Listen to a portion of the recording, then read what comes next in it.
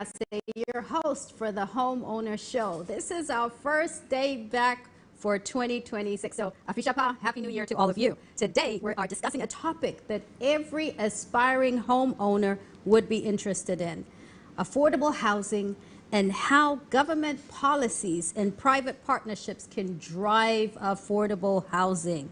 So when we come back, we will be speaking with the Executive Director of GREDA and the Executive Secretary of GREDA. I'll give you more information when we come back.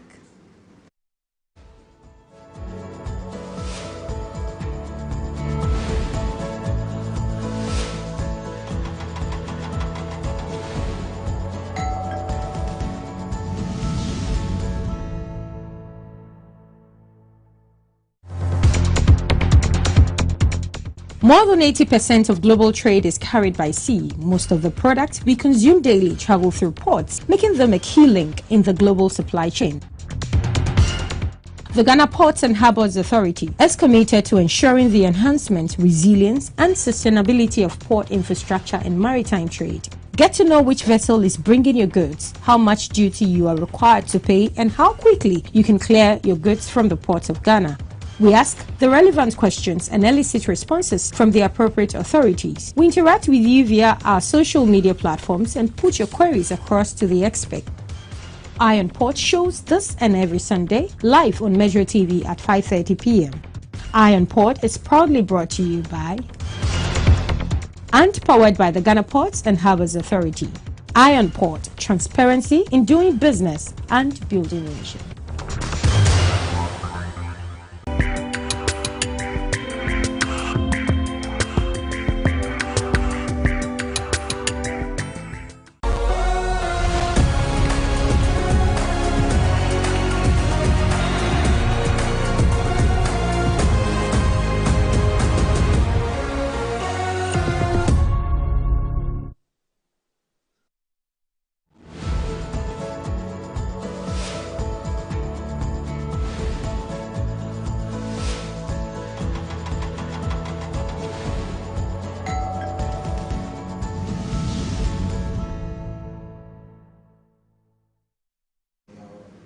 Are you looking for a property to buy or rent? eWells Realty has got you covered. At eWells, we offer comprehensive advisory services in mortgage finance, sales, marketing, leasing, and investment. At eWells, we are here to guide you through all your real estate needs. So make sure you call them on 050 or 158-0464, or you can email at info@ewellsconsult.com. Are you planning for your wedding, birthday parties, end-of-year parties, surprise parties, etc.? Sophie's Food Bank has got you covered. They cook delicious meals and finger foods, both local and continental. So give them a call on 0205-793-951. And be sure to join the Homeowner Show on Metro TV every Saturday at 6 p.m. as we bring you all exciting and educative conversations from the building and construction industry in Ghana and beyond. To sponsor or partner with the Homeowner Show, please text 0243-272753. And make sure you follow us on all our social media pages.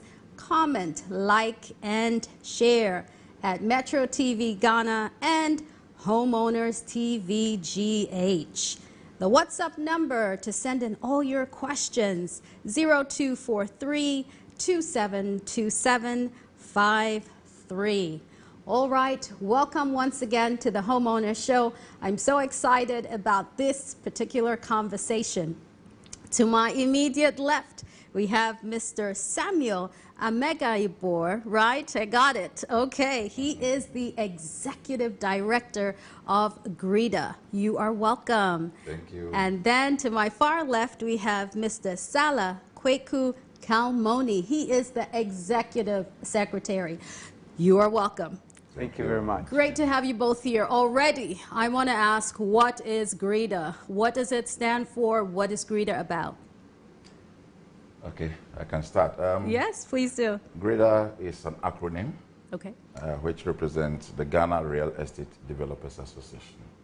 And it was established in 1988 Wow. as one of the prescriptions of the World Bank at that time. Ghana and the World Bank were running a program called Structural Adjustment Program.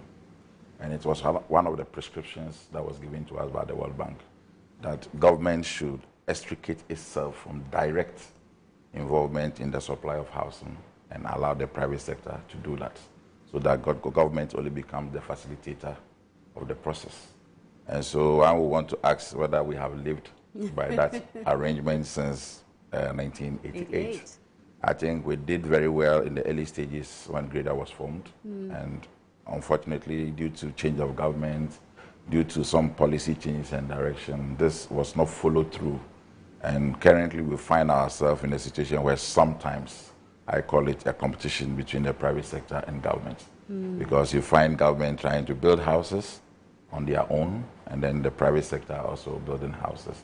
And for me, it is not the best. As a country, when you have a program or you decide on a course, it is better you follow it through. If there are challenges along the line, you rather take steps to address those challenges, but pursue that agenda.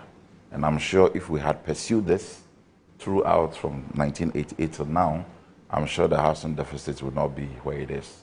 But here we are.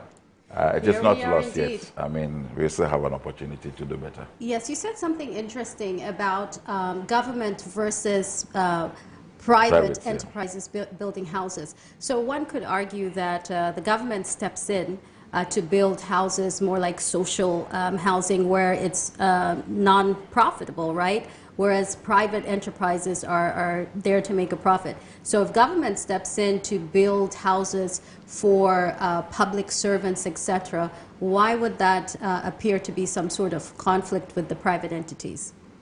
It shouldn't be, ideally shouldn't be a conflict. But one will ask, have you found any social housing that has been supplied by the government?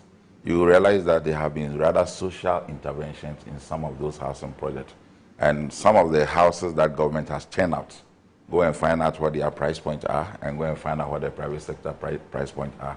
And you realize that the private sector is doing far better than government. So it means that there are challenges that the private sector is facing. So instead of spending all your time going up and down just like a private sector,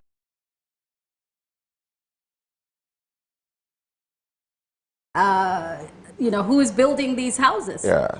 Is it still not private and public partnership with that? No, it's not. It's not the same, because if you contract a private entity to build, it's like, I mean, deliver and I pay you. Right. But you don't find those interventions that I'm talking about in most of those contracts and the relationship between those projects and what they end up churning out. And I mean, 5,000 affordable housing. Yes. It's still under construction. It's still under at construction. The point. Yeah. Yeah. So you talked about GREDA and the mandate. So how many developers do you have under GREDA now, and what are the qualifications? I mean, how do you determine whether this developer can be a part of this council or not? Is there any sort of certification that's necessary, any skill set, that sort of thing? No. No, real estate is a business. And so far as you have a business called real estate, and you have the complement of the various technicians and the team that can have it done, and you register it, and you have real estate as part of your object in your business registration. At the moment, it is something that we hope to get there, where maybe any real estate developer that comes into the country will be issued some form of license. I wouldn't say necessarily GREDA. If GREDA does it, that would be the best. But we need to get some kind of licensing for people, and under the circumstances, if the mandate is given to GREDA, that will be good. Okay. And I'm sure it will help in the sanitization of the system that we have. Mr. Kalmoni, you want to add to that? Let me add to it. We have, I think, over 150 paid-up members. Okay. In terms of the industry, it's about 500, but the serious ones are 150. And in our real estate journal, which is the oldest running real estate magazine, at the backside we list all the paid-up members. And this magazine is printed once a year. So if you want to see the updated members, we have them in our magazine.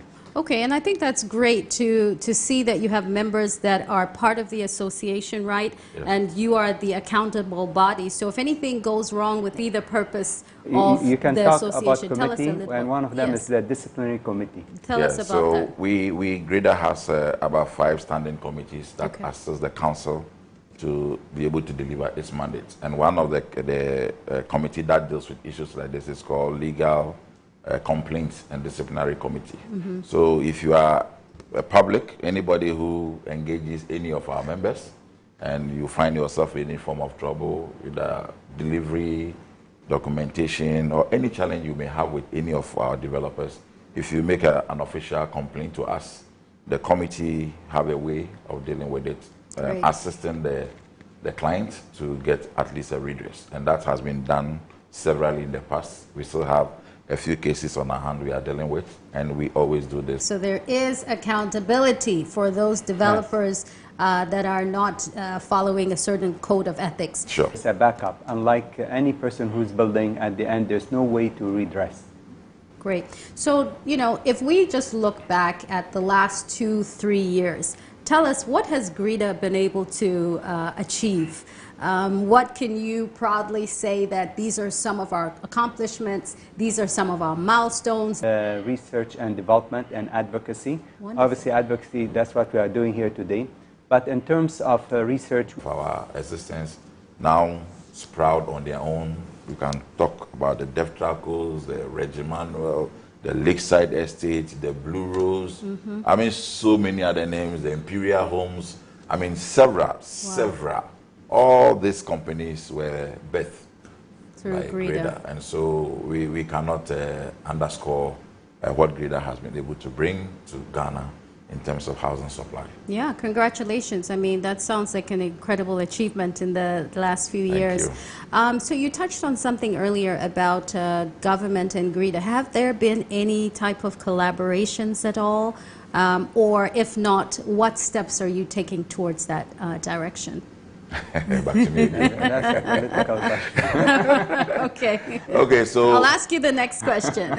first of all, as an association, Right. and as an entity that is overseeing real estate, there are other platforms that we have no choice, and government also have no choice, and that we must definitely collaborate. And that is, first of all, to the ministry.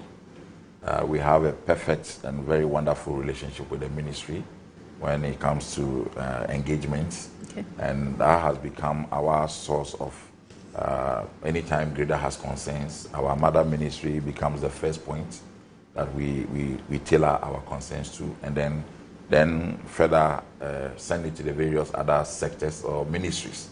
And the ministry normally assists us to engage at that level. Apart from that, we have now an entity that has been established by an act called Real Estate Agency Council. That has been established to regulate brokers and agents. However, as real estate developers, we have a department that is into sales and marketing. Right. And so we need to collaborate with that entity also to ensure that the mandate of that entity is fully achieved. It has to do with real estate transaction reporting. And so a lot of people will see some changes in the way real estate transactions take place in Ghana very soon. It has started already, but stakeholders are the people that are now before going through training. And then the general public also at a point in time will also be heavily informed, and REACT has taken that up. And they are doing this in collaboration with us. We have another entity called the FIC, Financial Intelligence Center, that is also in charge of money laundering activities. And as you may know, our business somehow lately has been sort of I was going to touch on that. wrongly branded, Right. as if it is a place that we embrace money laundering, which is never the case. We'll leave that discussion for another time anyway. Well, I may But touch then, on that a little yes, bit later. we will, but the FIC also collaborate with us Right. to ensure that our compliance is fully adhered to, and to also make sure that the industry doesn't become a haven for money launderers. And so we are working with this entity. Other entities like Yoko and the rest, at a point in time, they engage us, And we are at that platform. It's one area where we all collaborate to do things. Now, when it comes to housing delivery itself, we haven't had much. There were times that we ourselves as association have presented proposals to the government, and unfortunately, it doesn't head to where we expect it to head.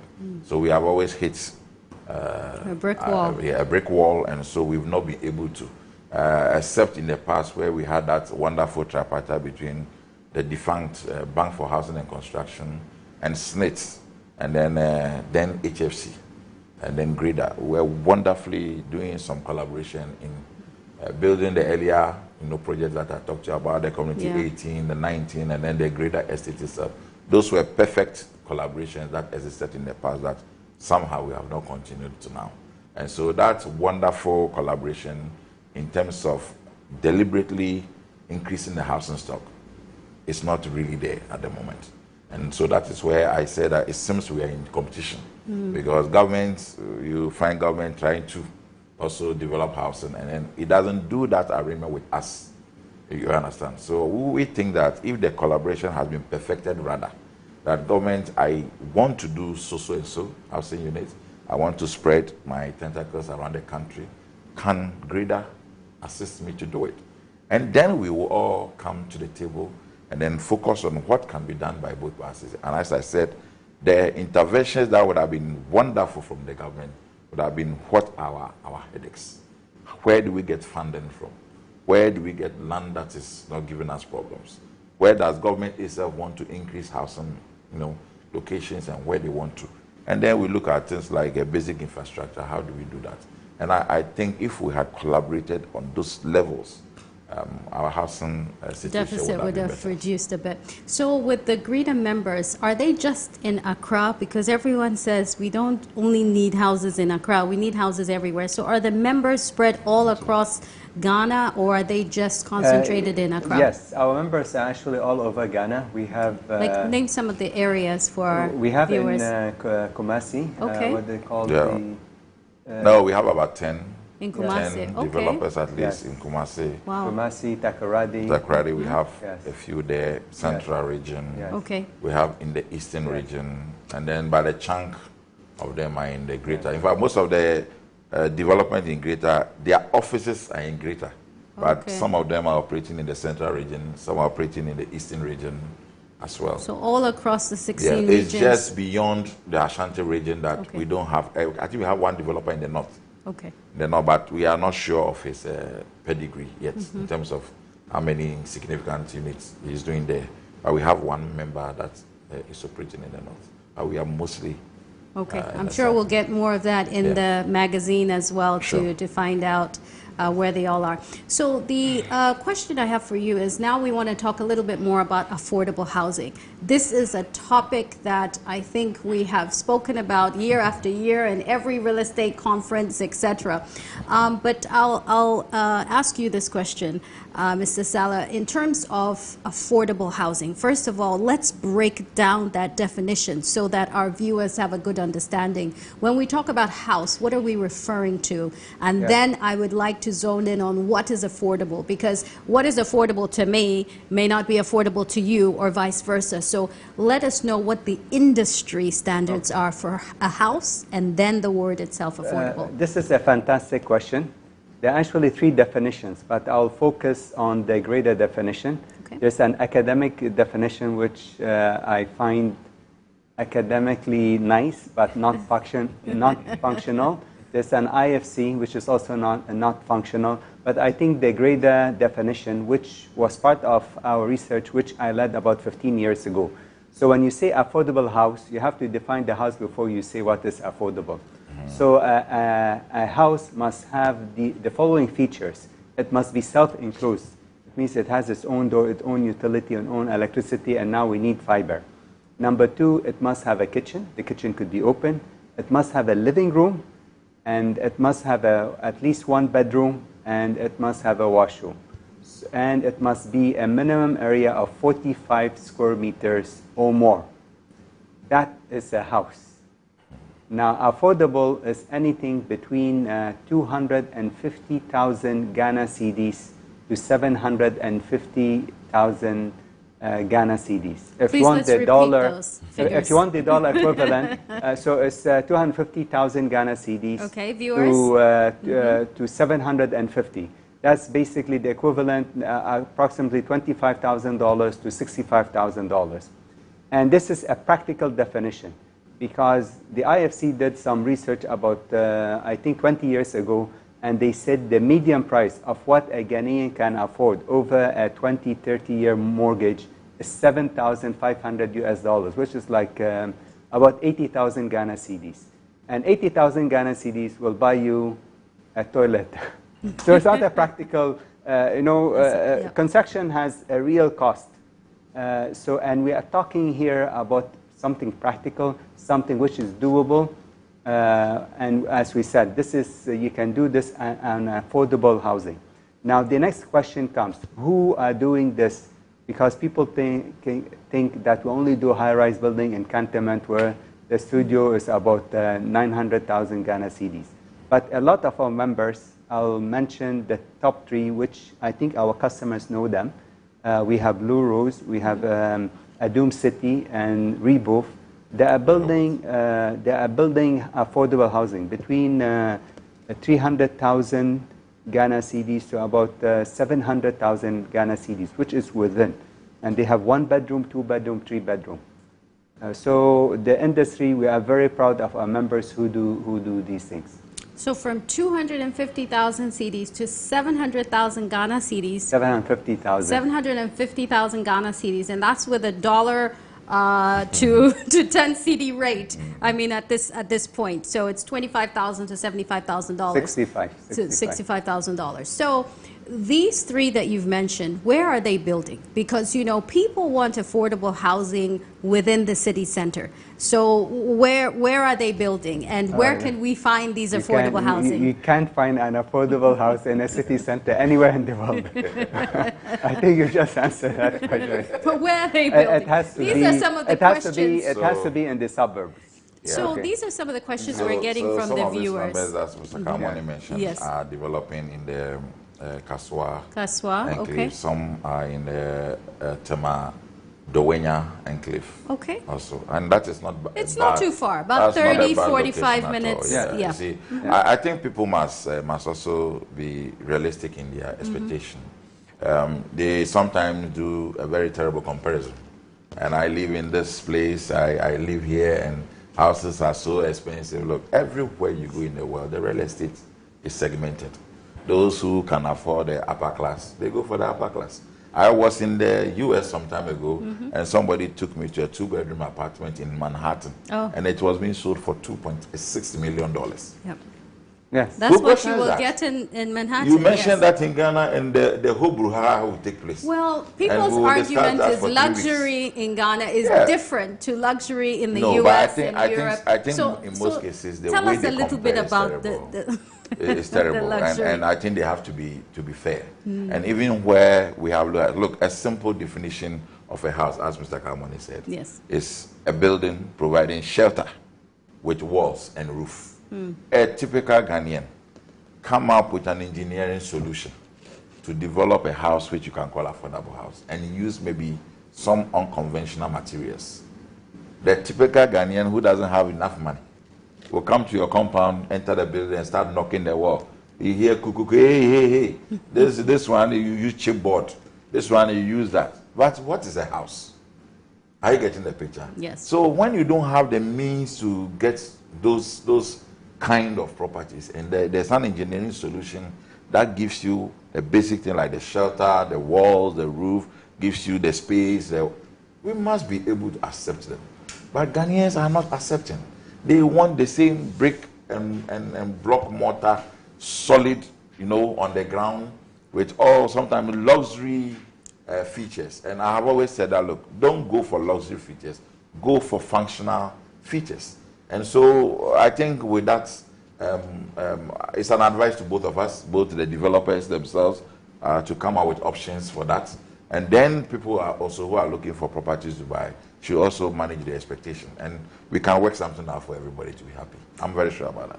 Thank you, Mr. Samuel. He says to manage your expectations. We are going to take a short break, and when we come back, we're going to have some questions from viewers, and we're going to dive more into affordable housing and green housing and its efficiency right here in Ghana. We'll be right back.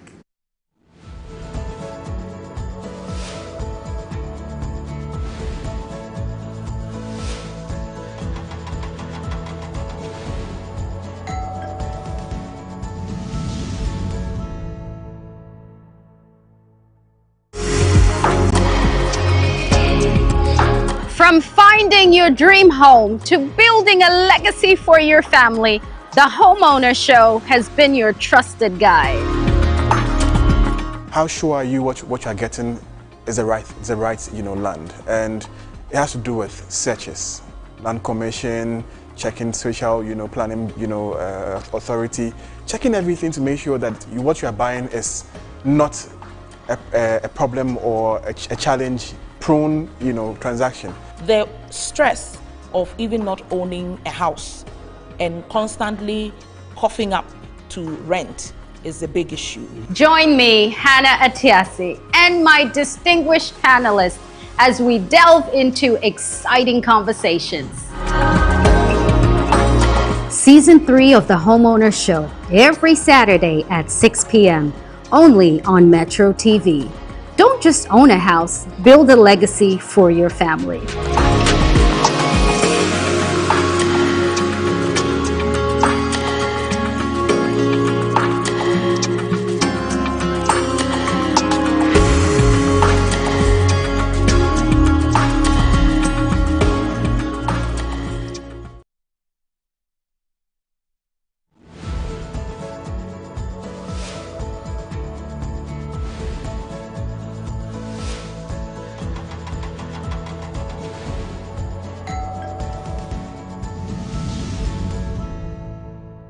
If you walk around my area, Airport Residential, or Cantonment, or Laboni, all the high rises are going up.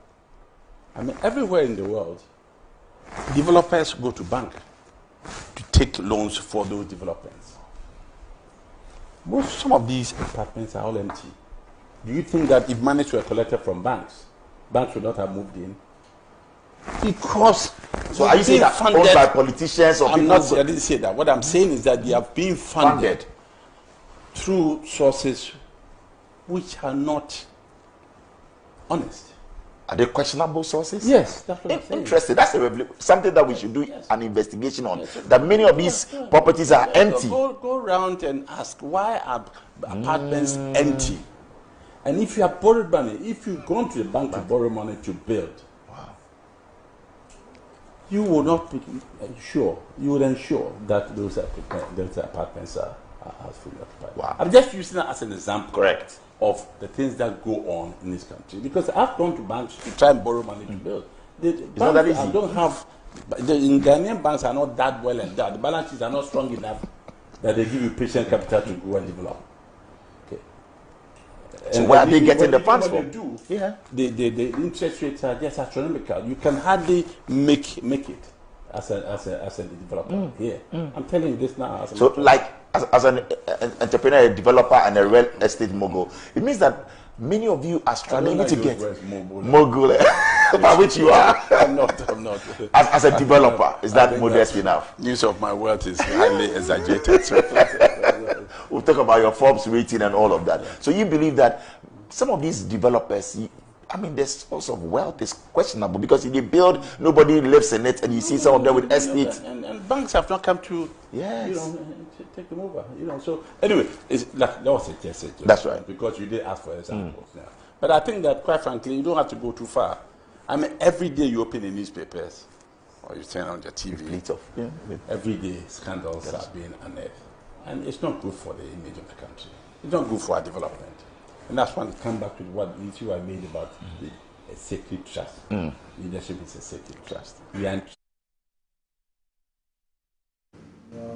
We are back on the Homeowner Show with my guests, Mr. Samuel Amegayibor, I got it, the Executive Director, and I really want some clarity on the two different titles. And we have the Executive Secretary, Mr. Salah Kalmoni. So tell me quickly, before we dive into the video that we just watched, what is the difference between the titles of Director and Secretary, and what are your roles for GREDA?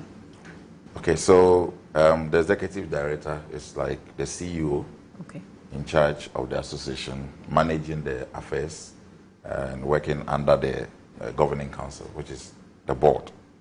And then the Executive Secretary is the secretary to the board. Okay. And so I know the confusion that a lot of people are having, because people address me Executive Secretary and they address me Executive Director. But I have been both for quite a while, I think from 2015 until last year, when our constitution banned me from standing again as Executive Secretary. Okay. So I had to step aside, because Executive Secretary is an elected position. I see. So I had to step aside for Mr. Kalmoni and somebody else to contest. And then Mr. Kalmoni emerged victorious and now represent the Executive Secretary to the board or to the council. So that's the difference. But I was doing both. Right. I was both for a while. Okay, so they banned you temporarily because you're still at an executive position. Well, so the executive, you are doing great things, the apparently. Executive Director position is, is by appointment. By appointment, so fantastic. The council, previous council appointed me, and the current council let me on. As to whether I'll be on for a long time or they will make an arrangement to replace me, I don't know. But I am serving well, and I'm always there to contribute to my So another way of saying, he does the full-time job, I do a part-time job. But you're living your best life. Yes, but unfortunately, I cannot do this on full-time basis at the moment. Okay. So I'm also doing a part-time, right. But I'm the Executive Director. Absolutely. To the Secretary. So we just watched a video where Mr. Sam Jonah was being interviewed by Bolloré. And I have two questions for you on that video. The first question is, all these developers that are part of GREDA, where are they getting the funding from to develop? And then the next question is, you know, we talk about a housing deficit, but then why are these houses empty, supposedly? Okay.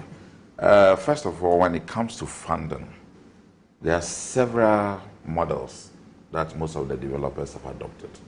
And I am sure Mr. Sam Jonah may not know some of the current models that some people use. Apart from what we know, people borrowing money from the bank, as he made reference to.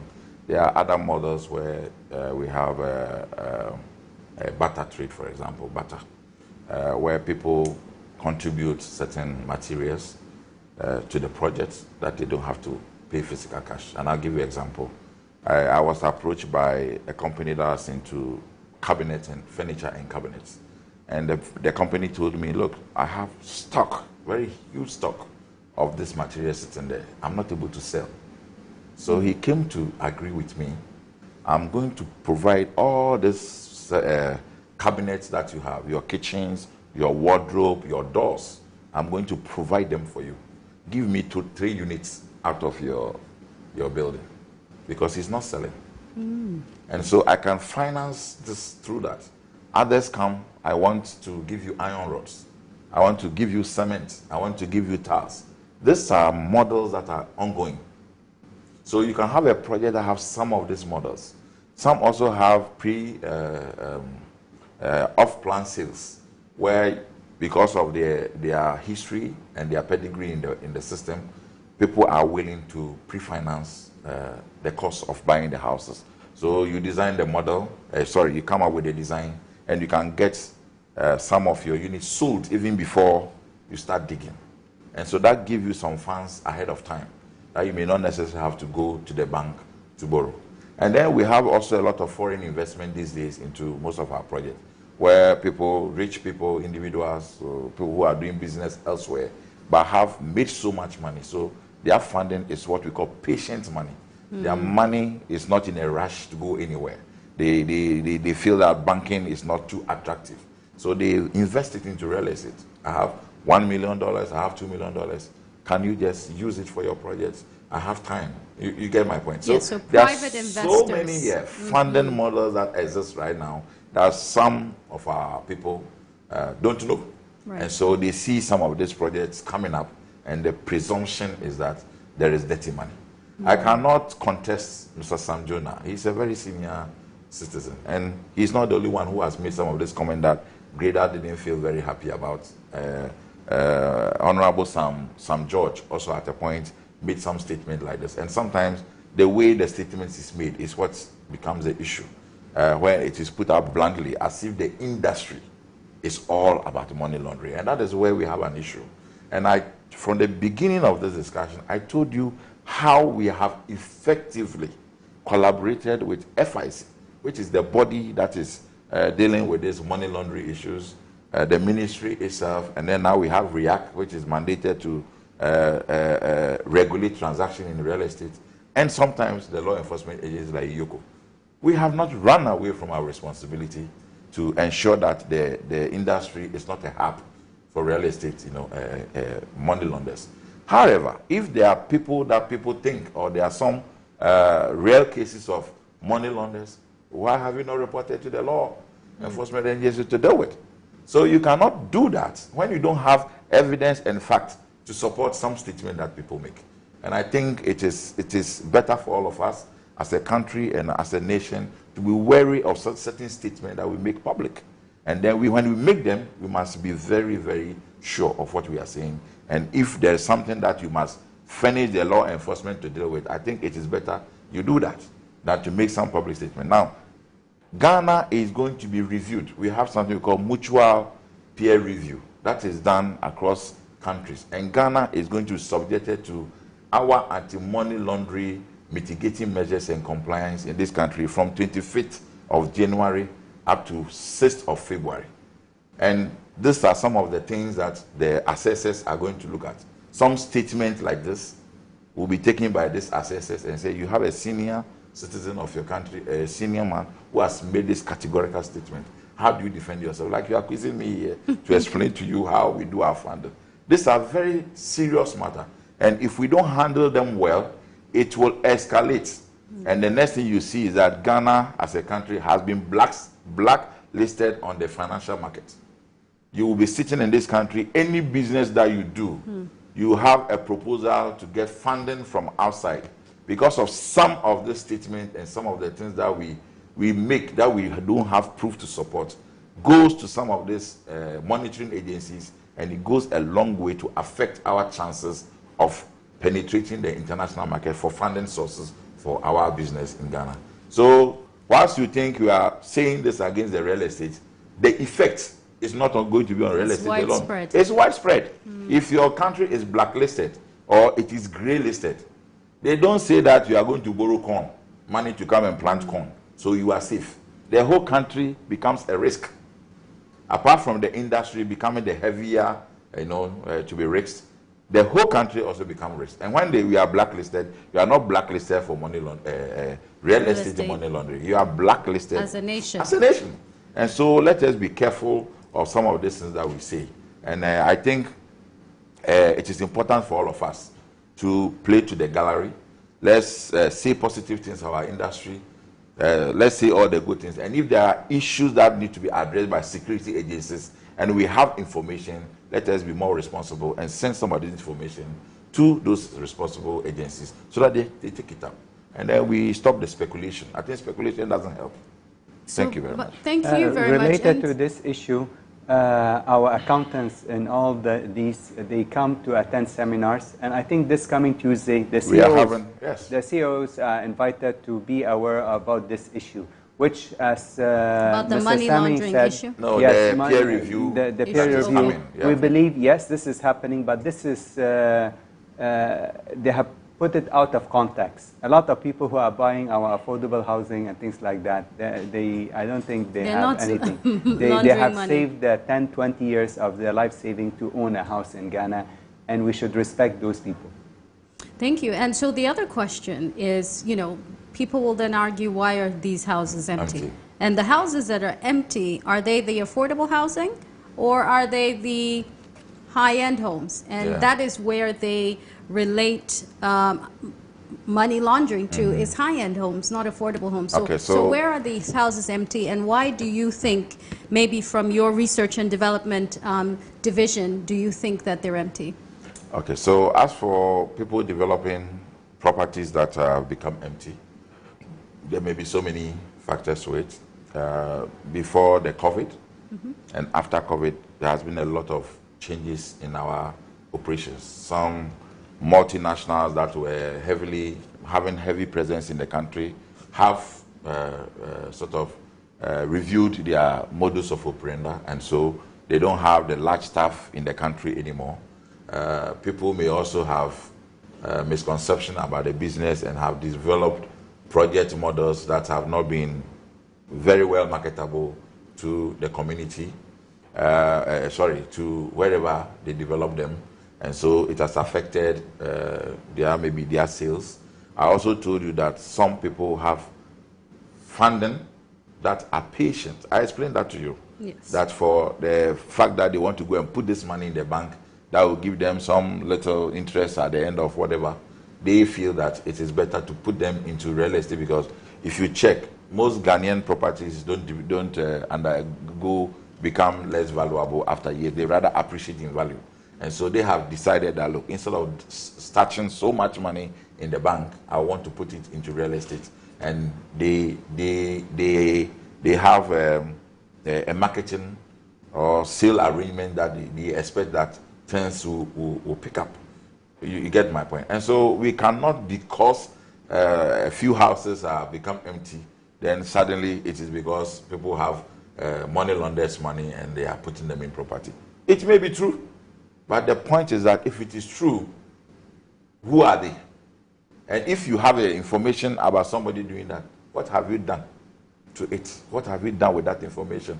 Instead of, speculating, saying it, or have you done what you are supposed to do so that the whole country become clean?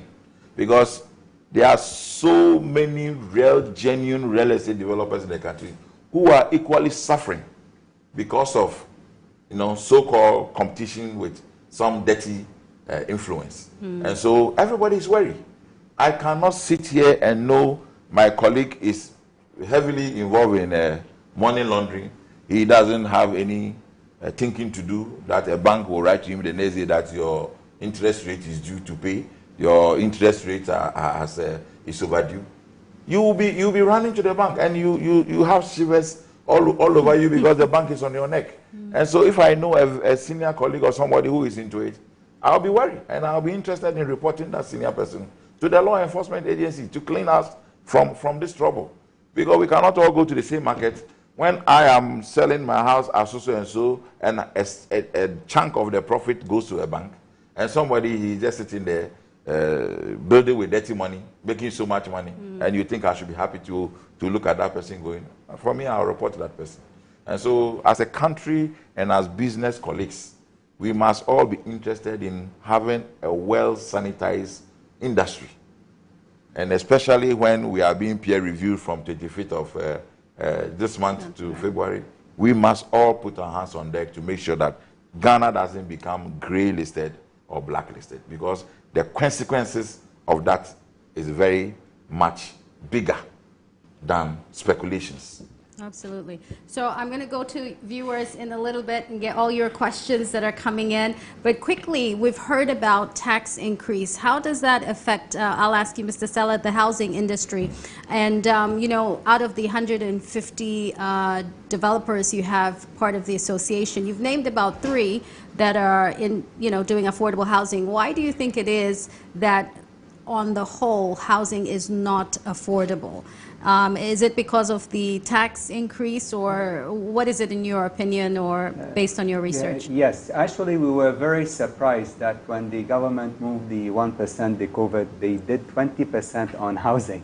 So obviously 20% is a lot of money, because traditionally people don't have, let's say if I'm going to buy a 300,000 Ghana cedi house, people don't have 300,000. They have 100,000, then they mortgage the balance, and you need to pay 20%. So now that 20% is gone as tax. So now basically you're back to zero. A person has saved 5 to 10 years to get a mortgage. So and this not yes, it affects the affordable, the middle income, the higher income, and it will disturb the whole economy. So we want the, we actually met, before the increase, we met the Ministry of Housing, we met the Minister of Finance, that even the previous government introduced a 6% to reduce it to 0. Now it's 20%. Wow. So the whole industry right now is in a crisis, and we want the government, especially the Ministry of Finance, to review this and make this, remove this tax. There were other ideas I think you can elaborate on how they can grade it and do things to that. Sure. All right, I'll let you do that. I have a few questions from the viewers, and then we have to wrap up the show. Hello, Dr. Hanna. My name is John Lewis in Cantonments. I'm watching your show. Thanks for watching, John.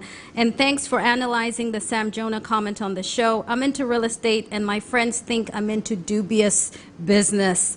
This is Kofi Esiedu in Tema. Hello, Kofi. From your discussion, I can now conclude that there is no affordability, and I agree to that. Oh boy, we did mention 3 affordable housing developers. We did mention that. Hello, Dr. Hanna. This is Al Hassan Napanduru. Please, what is GREDA's take on ensuring that government builds social housing for workers? Okay, and then the other one is, please, I'm an agent, GH agency. The system of payment at Lakeside is very easy. They make things easy for customers. I'm sure Mr. Kalmoni will be happy to hear that. Thank you so much for that. Hello, Metro TV and Homeowner Show. This is a great show. This is Anita. Anita, thank you so much for tuning in. Thank you all for tuning in. We have to wrap up in a few minutes, but I will let you answer that question, and then please give us your final thoughts, and then we'll be wrapping up for tonight. I think some of our engagement with government has to do with its revenue. Taxes is revenue for government. And we think that government should not focus on taxing real estate with VAT and all these things. What they can do is to soften the grounds for more properties to be made available on the market, and rather focus on things like rent income tax and property tax. These are taxes that would generate so much. However, we have not taxed those sectors very well. And so we are just looking for the easier way that we are selling. But this has a long way of affecting the purchasing power. Unfortunately, we don't have too much time. But the purchasing power of the Ghanaian is heavily affected when 20% VAT, for example, is slapped on the sale of immovable property. It just simply means that if there's 100,000 Ghana cedi property to you to buy now, it has now gone to 120. And that is difficult to do. To accommodate the taxes on that, yes. So please, let's take your final words. I know we didn't touch, I really wanted to touch quickly for 30 seconds on is it possible to have green housing in Ghana, and what could we do to ensure that our environment is protected? If you can wrap that in 30 seconds. Yes. Sure. GREDA, we have greenhouses, and we have developed this. So make sure you always buy a GREDA certified greenhouse. So, and the greenhouse will look at your energy, will look at your water, you look at your structure, and this makes your house not only green, but also the cost of living makes it go down, and your living atmosphere. Now we have collaborated with Koforidua Technical Academy and a master architect in KNUST. So we have a very good program, and we ask the public to have green certified houses. Green certified housing. You heard it right here from the Executive Secretary of GREDA. So we would like to just take your final words. What do you want to tell the public? What do you want to highlight about GREDA tonight? Mr. Samuel, I'll start with you, and then I'll end with you, Mr. Salah. I want the public to be reassured that GREDA as a body is working very well with its members to ensure that things like quality delivery is assured. We also want to assure that all concerns that we have, including taxes that are impediments to purchasing power and access to housing, are being dialogued with government. And so we are engaging government vehemently on this issue. And that even though it is not a direct tax that affects us, the supplier, we think that we must fight it for you, the beneficiary of property buyers. And so we are taking it up seriously with government, and we hope that something good will come out of it. And then also, I also remind my colleagues and the industry that Ghana is under this mutual evaluation, And so we should stay focused this period and ensure that Ghana doesn't become black or gray listed after the evaluation is done. Great, thank you. And to just highlight Mr. Samuel's words, we are fighting for you. And Mr. Salah? Yes, I think the future could be very bright for affordable housing. We just need to change our cultural concept that a house must be 2-bedroom sitting on a plot. I think we have seen that Accra has become a multinational country where you see a lot of high-rise. And we need to change our mindset that, yes, a studio is a house, a 1-bedroom a house. So once we do that, then we can do. And I know we're working with other institutes, architects and engineers to do a 1-bedroom house for 240,000 Ghana cedis, exclusive of VAT. So we want the VAT to go down so that we don't pay the 50,000 extra. We want the VAT to go down. Thank you so much. Final comment here, please. Good evening. I'm Otopa. Please, I'm an architect, designer, architecture, 2D draftsman with 5 years experience looking for a job in the industry. Please, you can contact GREDA, I'm sure. Thank you so much for tuning in tonight. And I want to say big thank you to these wonderful gentlemen all the way from GREDA. Thank you so much for your time, for the knowledge that you've shared with myself and the rest of the nation. Thank you very much. Thanks for tuning in, everybody. I'll see you next Saturday. Have a great night. Thank you. Thank you too.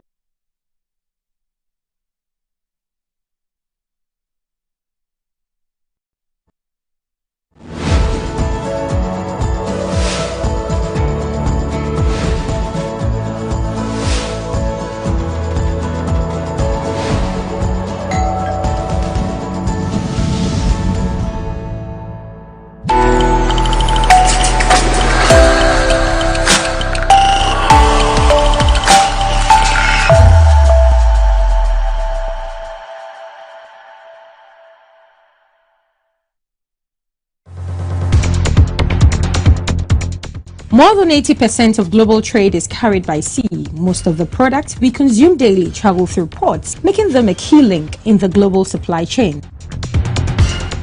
The Ghana Ports and Harbours Authority is committed to ensuring the enhancement, resilience and sustainability of port infrastructure and maritime trade. Get to know which vessel is bringing your goods, how much